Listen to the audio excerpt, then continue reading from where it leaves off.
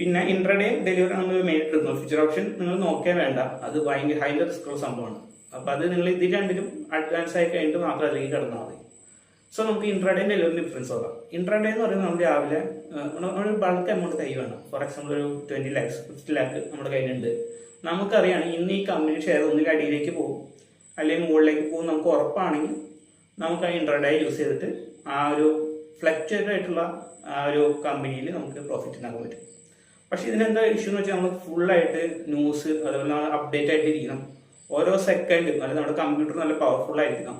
ഓരോ സെക്കൻഡും നമ്മൾ മോണിറ്റർ വാച്ച് ചെയ്യണം. കാരണം ഒരു ചെറിയ ചേഞ്ച് ആകുമ്പോൾ തന്നെ നല്ലൊരു ഡിപ്പോ നല്ലൊരു ഹൈ കിട്ടാൻ ചാൻസ് ഉണ്ട്. അത് നമ്മൾ അത്ര ഷാർപ്പാണ്, നമ്മുടെ ജനറൽ നോളജ് അത്ര ഷാർപ്പാണ്, നമ്മളെ ബ്രാൻഡിനെ പറ്റി അല്ലെങ്കിൽ കമ്പനിയെ പറ്റി ഫുൾ സ്റ്റഡി ചെയ്തിരിക്കുകയാണെങ്കിൽ മാത്രം ഇന്റർനെറ്റിൽ ഇടാം. പക്ഷെ ഇന്റർനെറ്റിൽ എന്താണെന്ന് വെച്ചാൽ പെട്ടെന്ന് റിട്ടേൺസ് കിട്ടും.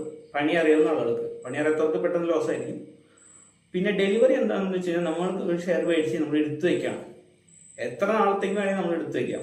അപ്പൊ പെട്ടെന്ന് ഒരു ഷെയർ റേറ്റ് കൂടാണെങ്കിൽ വാല്യൂ കൂടാണെങ്കിൽ നമുക്ക് വിറ്റ് കളയാം.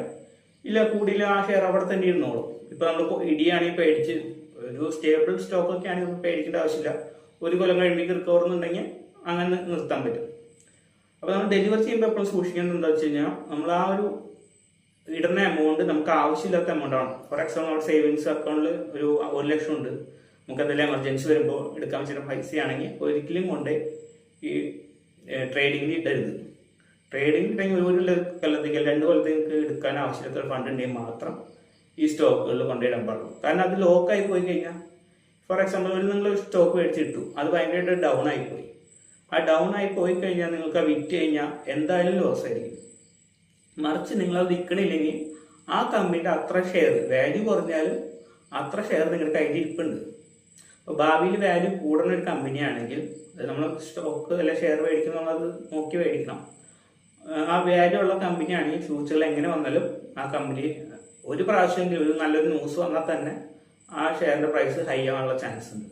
സോ ആ ടൈം വരുമ്പോൾ നമുക്കത് വിറ്റ് കളയാം, വിറ്റ് പൈസ റീകൂപ്പ് ചെയ്യാൻ പറ്റും. സോ ആ ഒരു ഓപ്ഷൻ ഉള്ളതുകൊണ്ടാണ് ഈ ഡെലിവറി ഇൻട്രാഡേനേക്കാൾ കുറച്ചും ബെറ്റർ ആയിട്ട് എടുക്കണം. സോ നിങ്ങളൊരു ബിഗിനർ ആണെങ്കിൽ എപ്പോഴും ഡെലിവറിയിൽ സ്റ്റാർട്ട് ചെയ്യാം.